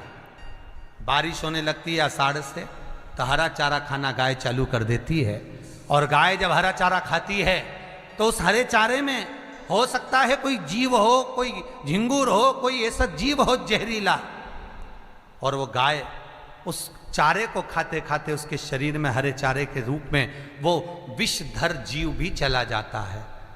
जब विष अंदर जाता है तो गाय के रक्त के शरीर की नाड़ियों के माध्यम से दूध में मिल जाता है। इसलिए वैज्ञानिक कारण यह है कि गाय का जो दूध कच्चा निकलता था श्रावण के महीने में, वो शंकर भगवान को समर्पित कर देते थे कि ये विष वाला दूध हमारे घर में कोई पिए ना। इसलिए शंकर भगवान को कच्चा दूध चढ़ता है, पका हुआ नहीं, क्योंकि कच्चा दूध अगर श्रावण के महीने में हम पिएंगे तो हो सकता है उसमें कोई जीव हो और वो हमारे भीतर जाए, विष उत्पन्न कर दे। इसलिए श्रावण में पका हुआ दूध गर्म कर कर उसको पिया जाता है, पर शंकर भगवान को कच्चा समर्पित किया जाता है। विषधर को विष ही धारण हो सकता,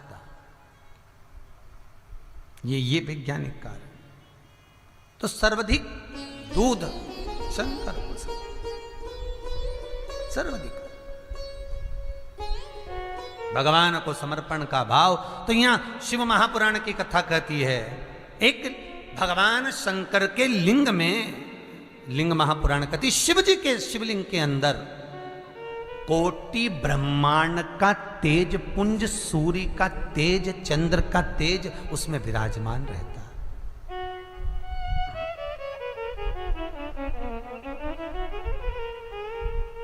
उसमें विराजमान सारा तेज पुंज उस लिंग के अंदर विराजमान है। चाहे वो शिवलिंग पुराना हो चाहे ना आओ। वो कैसा? शिवलिंग का एक बार रुद्र अष्टाध्यायी से अगर अभिषेक हो जाता है, शिवलिंग का एक बार अभिषेक यदि हो गया तो वो शिवलिंग सिद्ध हो गया, उस शिवलिंग की सिद्धता हो।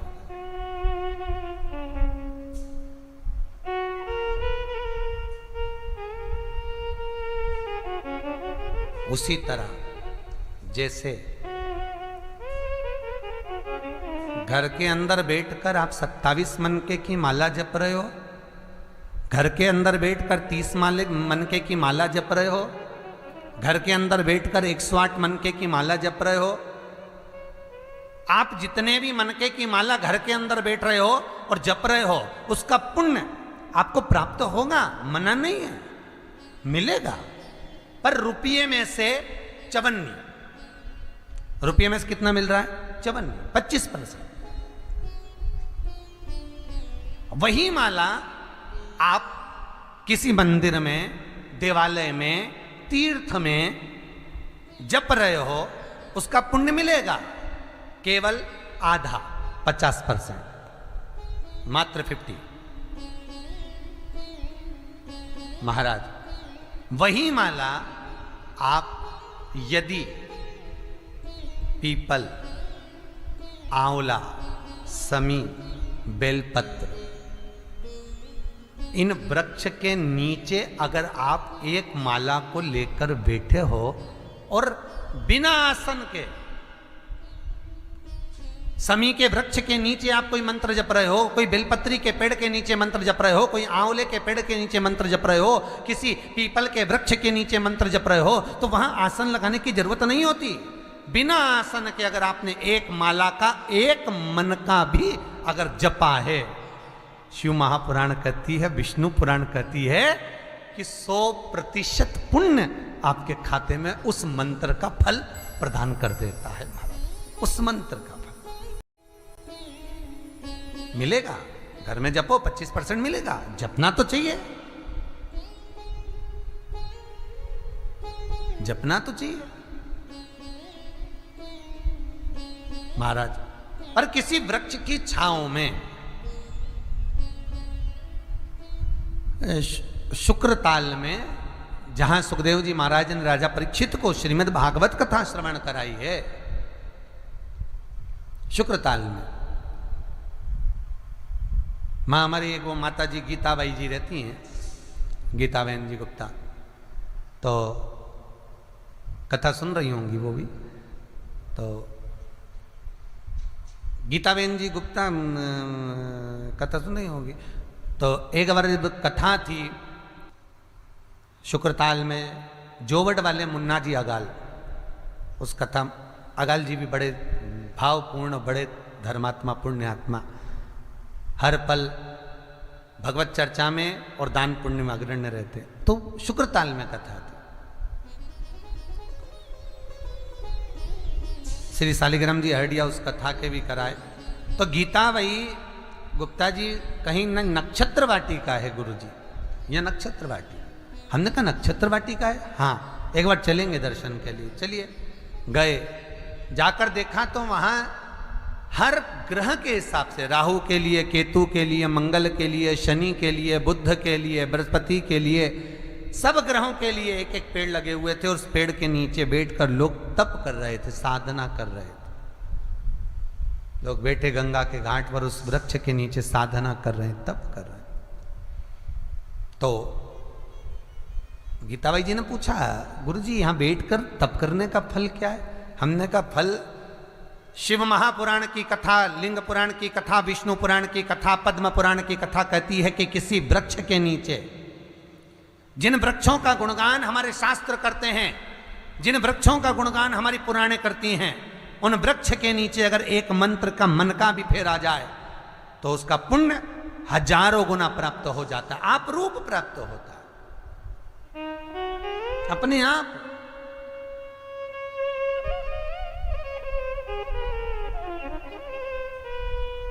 आप जिस पुण्य को करना चाह रहे हैं, मेरा बहुत निवेदन है महाराज, बहुत प्रयास करा करो, प्रयास करना।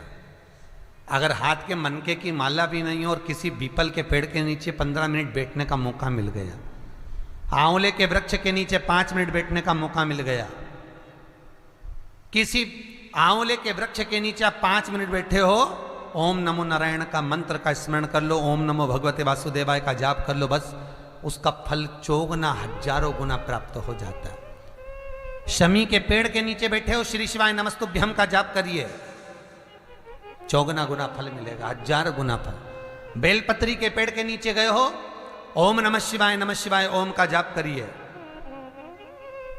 फल मिलेगा।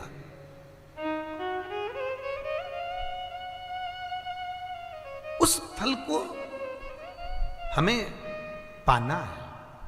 कई लोग कहते हैं महाराज हम पूजन बहुत करते हैं, हम पाठ करते हैं, हम अर्चना करते हैं, हम व्रत रखते हैं, हम उपासना करते हैं, हम दान करते हैं, हम पुण्य करते हैं, हम सत्कर्म करते हैं, उसके बाद भी दुख क्यों है? हम पूजन तो कर रहे हैं, माला, पाठ, जप, अनुष्ठान फल कब देते हैं और फल कब नहीं देते? ये शिव महापुराण की उमा संहिता कह रही है। शिव महापुराण का उमा खंड, पार्वती खंड को अच्छे से पढ़िए तो उसमें बताया है, उसमें वर्णन किया है, वो श्रेष्ठ नहीं। कुछ देरी महाराज, कुछ क्षण, कितना सुंदर कहा है, पीपल की परिक्रमा करो, चाहे आंवले की परिक्रमा करो।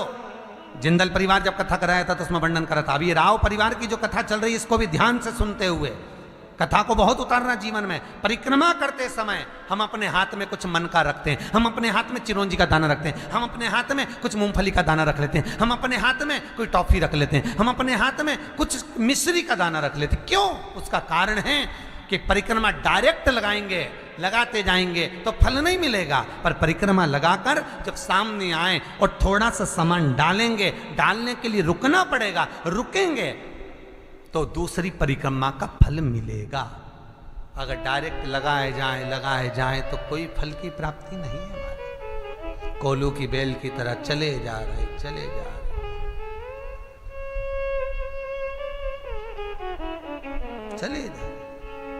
मेरा एक निवेदन हमेशा रहा है, आज फिर करूंगा निवेदन कि किसी तीर्थ में जब जाएं, काशी में पहुंच रहे हैं, विश्वनाथ की नगरी में जाना है, काशी जा रहे हैं, उज्जैनी जा रहे हैं, महाकाल का दर्शन करना है, ओमकारेश्वर जा रहे हैं, ओमकार का दर्शन करना है महाराज, सेलम जा रहे हैं, मल्लिकार्जुन का दर्शन करना है, केदारनाथ जा रहे हैं, केदारेश्वर का दर्शन करना है। मेरा उनसे निवेदन है जो गोवर्धन नाथ जी की परिक्रमा करने भी जाते हैं उनसे भी कहूंगा, जो काशी जाते हैं उनसे भी कहूंगा, नाथ दरबार जाते हैं उनसे भी कहूंगा कि रात को ट्रेन में बैठे, सुबेरे उतरे, दर्शन कला, गोवर्धन नाथ जी की परिक्रमा करिए और तुरंत ट्रेन में बैठे और भगकर अपने घर आ गए। ऐसे दर्शन से कोई फल नहीं है।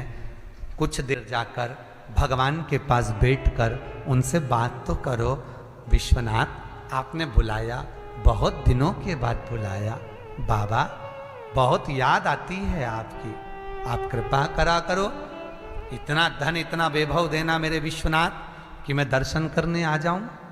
हे गोवर्धन नाथ, कई लोग गिरिराज जी की परिक्रमा करने जाते हैं, गोवर्धन नाथ जी की परिक्रमा करने जाते हैं, बिल्कुल खड़ी परिक्रमा, मैं कुछ खाऊंगा नहीं, मैं कहीं बैठूंगा नहीं, चले जा रहे, हांपड़ी भरा रही, पर शरीर थक रहा, पसीना बह रहा, चले जा रहे। भगवान खुद बच्चे का रूप रखकर उसके पास में आ रहे, पानी पी लो, भंडारा खोल रखा है, टेबल पे पूरी सब्जी बट रही, कुछ खा लो, बुला कर कह रहे हाथ जोड़ जोड़ के खा लो। क्यों? क्योंकि भगवान कह रहे इसे कोलू की बेल की तरह परिक्रमा मत लगा, मेरे पास आया है, कुछ देर बैठ तो सरी। वो याद करिए, ना जी भर के देखा, ना कोई बात की, बड़ी आरजू थी मुलाकात की। ना हम उनसे जी भर कर देखे, ना मिले, ना जुले, ना बात करी।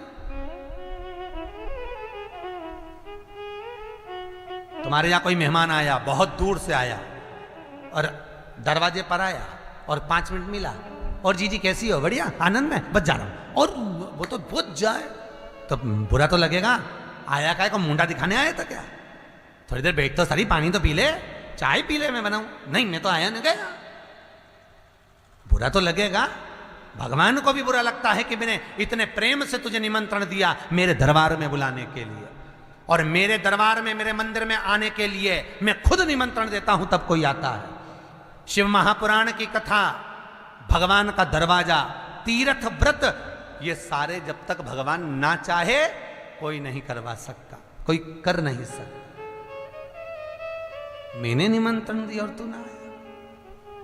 कुछ देर बैठकर उससे निगाहें तो मिलाओ, कुछ देर बैठकर उसके पास जाओ तो सही। कई लोग तीर्थ करने जाते हैं, उनको यही अंदाजा नहीं रहता कि तीर्थ में कौन सा मंदिर कहाँ है। फिर बाद में फोन लगा के पूछते हैं, गुरुजी वो पांडुकेश्वर कहाँ पर है? अरे भैया, बद्रीनाथ जाते हैं तो ड्राइवर से बोलो कि पांडुकेश्वर आए तो रोक गाड़ी, रोकेगा। गाड़ी से नीचे उतरो, सामने राइट में देखोगे तो पांडुकेश्वर का मंदिर है, थोड़ी नीचे पे। विश्वास रखकर शंकर के द्वार का एक कतरा मात्र भी जीवन का कल्याण कर देता है, क्योंकि उसकी भस्मी में भी करोड़ों का धन छुपा होता है। बस बखान क्या करूं मैं राखों के ढेर का,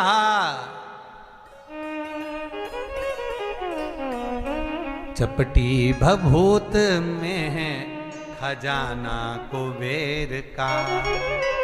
जहां शंकर निवास कर रहे हैं, जहां शिव रह रहा है, जहां भगवान शंकर का शिवलिंग है, जहां शिव निवास करते हैं, उस जगह पर एक एक पत्ते पत्ते का भी मोल तत्वता है। मोल तत्वता, पत्ते की भी मोल तत्वता है। उसको पहचानो, उसको जानिए।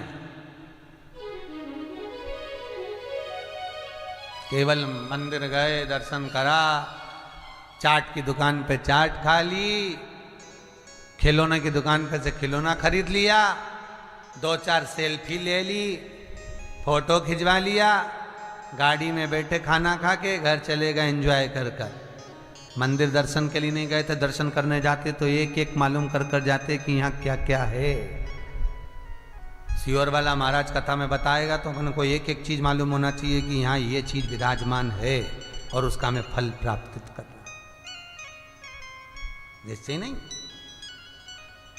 जाओ तो उसको पाने की लालसा लेकर जाओ, उससे मिलन की लालसा होना चाहिए कि मैं तेरे दरवाजे पर केवल तुझसे मिलने के लिए तेरे पास आया, उससे मिलन हो।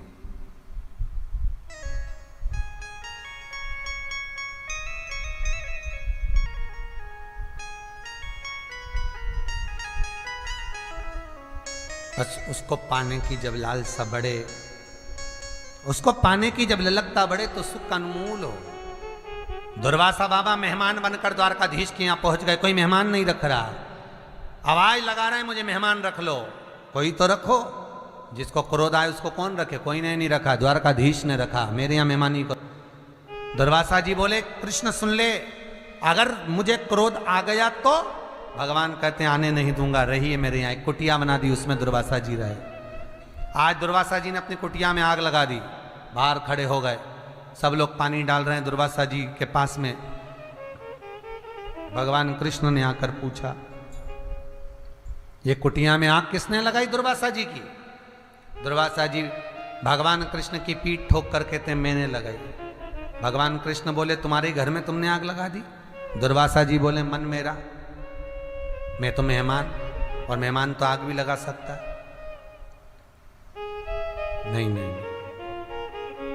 ये ठीक नहीं करा है। दुर्वासा जी बोले, कृष्ण आग लगी अपनी जगह पर, मुझे खीर खाना है, जल्दी ला। और भगवान कृष्ण ने उसी समय रुक्मणी जी से कहा, जल्दी खीर लेकर आ। रुक्मणी जी खीर लेकर आई। रुक्मणी जी ने खीर भगवान दुर्वासा जी को दी।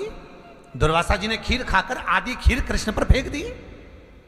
भगवान कृष्ण के पूरे शरीर पर कहा खीर मल ले, और भगवान कृष्ण ने पूरे शरीर पर खीर मली।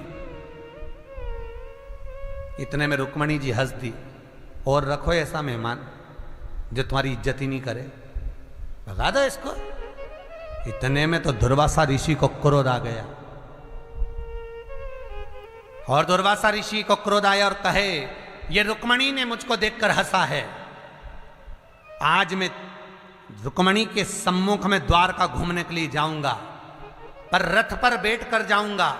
उस रथ में ना घोड़ा लगेगा ना घोड़ी लगेगी, उस रथ में रुक्मणी जुतेगी, रथ को रुक्मणी लेकर जाएगी।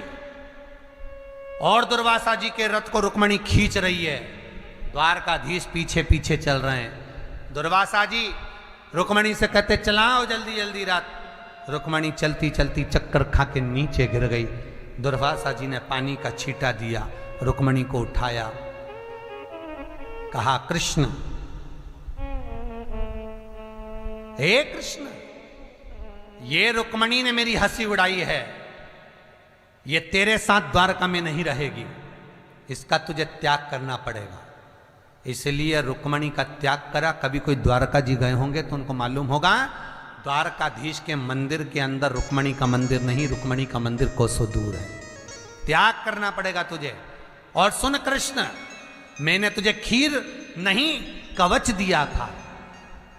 ये शंकर जब भी देता है तो कुछ अच्छा ही देता है। दुर्वासा जी कहते हैं, मैंने तुझे कवच दिया था, उस कवच को तूने पूरा नहीं पहना, पांव के तलवे में खीर नहीं लगाई। कृष्ण कहते हैं, गुरुदेव, हे भोलेनाथ, ब्राह्मण संत की खाई तो प्रसादी हो जाती है, प्रसाद को पांव में कैसे लेता, इसलिए तलवे में नहीं लगाई है। दुर्वासा जी बोले, कृष्ण, मैंने तुझे कवच दिया था, उस कवच को तूने पूरा नहीं पहना, तेरे प्राण छूटेंगे तो पांव के तलवे से छूटेंगे।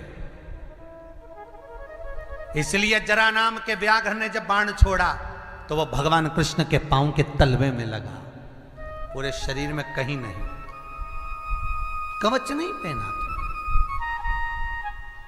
कवच धारण नहीं करा तुम। महाराज, दुर्वासा जी का अवतार ही शंकर का है। अगर जन्म देने वाला है तो शिव है, और मृत्यु देने वाला भी है तो शंकर ही है। जन्म, मरण और परण, ये तीन शंकर के हाथ। डॉक्टर कह दे, इतनी तारीख को डिलीवरी हो जाएगी, इतनी तारीख को जापा हो जाएगा तुम्हारी बहू को, 15 दिन पहले हो गया, 8 दिन बाद हो गया, उसने नहीं छोड़ा था, नहीं हुआ। डॉक्टर ने कहा, इसकी अंतिम सांसें चल रही है, हॉस्पिटल से ले जाओ, घर सेवा करो। 2-4 दिन जी गया तो जी गया, मालूम पड़े 4 साल निकल गए। 2-4 बार तो गोबर लीप के नीचे सुला दिया, डुकरिया फिर सही हो गई, मरी नहीं। बार बार नीचे सुलाओ, बार बार जिंदा हो जाए, मरती नहीं है। क्यों? वहां से लिखी नहीं है। परण, शादी, पंडितों ने पत्रिका देखकर कह दिया इतनी तारीख तक ब्याह हो जाएगा। कितनी अंगूठियां पिना दी, कितने सारे मंत्र तंत्र का प्रयोग कर लिया, कितनी सारी विद्या कर ली, तो भी बच्चों का ब्याह नहीं हुआ। पंडित जी को फोन लगाकर बोल रहे, महाराज जी आपने बताया था, वो हमने करा, हुआ नहीं। क्यों? परण भगवान के हाथ में है, जब तक बंधन नहीं करेगा तब तक हो नहीं सकता। कितने ही देखो, बोलो तो रे, कितने टीवी पे कथा सुन रहे हो, और कितने लोग टीवी पर कथा सुन रहे हैं, जरा विचार करो। तुम्हारे लिए कितनी लड़कियां देखी होगी, तुम्हारे लिए कितने लड़के देखे होंगे, कितने बायोडाटे आए होंगे। उसके बाद तुम्हारी किस्मत में यही लिखी थी, और तुम्हारी किस्मत में यही लिखा था। उसका कारण है, जहां भगवान ने बांध रखी है, तुम 50 देख लो, संबंध वही होगा जहां शिव ने लिखा होगा। शिव ने जहां लिखा, वो जहां लिख कर रखा होगा वहां होना है। पार्वती जी की माता मीनावती ने कहा था, मैं अपनी बेटी को ऐसे घर में नहीं दूंगी जो भस्मी रमाए, जटा जूट पहने, नग्न वेशधारी हो, ऐसे को बेटी कौन देगा। पर स्वयं ब्रह्मा आकर कहते हैं, जो भाग्य में लिखा है उसे कोई टाल नहीं सकता। एक सेठ जी सेठानी ने बोला, देखो स्वामी, तुम जगत में इतना दान करते हो, पुण्य करते हो, सत्कर्म करते हो, अपनी बेटी इतनी दुखी रहती है, उस बेटी को थोड़ा क्यों नहीं दे देते? सेठ जी बोले, उसके भाग्य में नहीं है। तो तुम क्या भाग्य विधाता हो? सेठ जी बोले, मैं भाग्य विधाता नहीं हूं, पर उसके भाग्य में नहीं है। तो तुम्हें कैसे मालूम कि भाग्य में नहीं है? सेठानी चिल्लाकर जब बोली तो सेठ जी ने कहा, अगर उसके भाग्य में होता तो मैंने कितना अच्छा घर छाट कर दिया था, इतना अच्छा वर दिया था, कितनी धन दौलत संपदा दी थी, कितना परिवार देखकर, पैसा देखकर घर में बेटी को ब्याया था। उसके बाद उसकी किस्मत ऐसी है कि आज 2-2 रोटी के लिए तरस रही है, तो ये उसका भाग्य है। सेठानी बोली, तो तुम दुनिया को इतना दान देते तो बेटी को क्यों नहीं दे देते? नहीं दूंगा तो नहीं दूंगा। सेठानी बोली, तुम नहीं दोगे तो क्या हुआ, क्या मैं नहीं दे सकती? तू दे दे, जा दे दे। और सेठानी ने आज जमाई को खाना खाने बुला लिया, और जमाई को भोजन करने बुलाया तो बेसन के लड्डू बनाए, और लड्डू बनाए तो सेठानी ने लड्डू के अंदर सोने की असरफियां भर दी, सिक्के भर दिए, और लड्डू का डब्बा जमाई से कहा, मेरी बेटी को दे देना, पकवान है। जमाई लड्डू लेकर जा रहे थे, रास्ते में विचार करा, बच्चों के स्कूल की फीस भरना है, पैसे नहीं है, लड्डू खाएंगे, बाद में भ्रष्टा में जाएंगे, उससे अच्छा ही लड्डू हलवाई के यहाँ भेज दूं, थोड़ा सा पैसा आ जाएगा तो बच्चों की फीस भरा जाएगी। उसने हलवाई के यहाँ डब्बा भेज दिया 500 रुपये में, 500 रुपये लेकर चले गए। सेठ जी बाहर गांव गए थे, और आज सेठ जी बाहर गांव से लौट कर आ रहे थे, उनको याद था कि आज मेरी पत्नी की जन्मदिन है, और पत्नी का जन्मदिन, उसको बेसन के लड्डू बहुत अच्छे लगते हैं। सेठ जी तुरंत हलवाई की दुकान पर गए, भैया कोई ताजा लड्डू है क्या? हाँ सेठ जी, अभी ला के देता हूँ। और 700 रुपये में लड्डू का डब्बा सेठ जी को दे दिया। सेठ जी वो डब्बा ले जाकर अपनी पत्नी को दिए। पत्नी ने जैसे ही डब्बा खोला, उसमें से जो लड्डू खाया तो सोने की असरफियाँ निकली। सेठानी ने माथा ठोका। सेठ जी बिल्कुल सत्य कहते थे, भाग्य में नहीं होगा तो नहीं मिलता है, कितना ही प्रयास करो, कितना ही प्रयास करो। आज एक यजमान कह रहे थे, गुरुजी इस समय तो हमारी कथा होना थी श्रावण महीने में, पर फरीदाबाद वालों की कथा चल रही है गुरुजी। तो कहा ये भाग्य बिना नहीं मिल सकती। आपने भले बुक करा था, पंडाल बुक करा था, साउंड बुक करा था, सब तुमने बुकिंग करी, पर रह गए। ये फरीदाबाद वालों के भाग्य में, राव परिवार के भाग्य में लिखी थी तो हो रही। जिसके किस्मत में, भाग्य में लिखा वो करा लिया, जो नहीं लिखा नहीं कर रहा। होगी जिन जिन की आंखें रह गई है। कथाएं इतनी सारी मार्च से लेकर की, जो अभी तक का क्रम है, और आगे का भी कुछ नहीं कह सकते। जो कथाएं कैंसिल होती गई हैं वो आगे होगी, जब बाबा विश्वनाथ कृपा करेगा, शंभु कृपा करेगा, तब होगी। तो जन्म, मरण, परण तीन शंकर के हाथ में है। जन्म देने वाला भी भोलेनाथ है, जन्म वो देता है। मरण देने वाला, मृत्यु देने वाला भी वही है। वो कहेगा तब मृत्यु होगी। अकाल मृत्यु वो मरे, जो काम करे चंडाल का, काल उसका क्या बिगाड़े, जो भक्त हो महाकाल। शंकर देने वाला। परण, विवाह, गुरुजी लड़की को मंगल है, गुरुजी लड़के को मंगल है, क्या करा जाए? कुछ मत करो। प्रदोष के व्रतों में वर्णन किया गया है कि रवि का प्रदोष, भौम का प्रदोष, मंगल का प्रदोष, बुध का प्रदोष, गुरु का प्रदोष, शुक्र का प्रदोष, शनि का प्रदोष। जो प्रदोष पढ़ते हैं पूरे महीनों में, पूरे वर्ष में, मंगल का प्रदोष निकाल कर रख लो कि मंगल का प्रदोष इस दिन पड़ रहा है।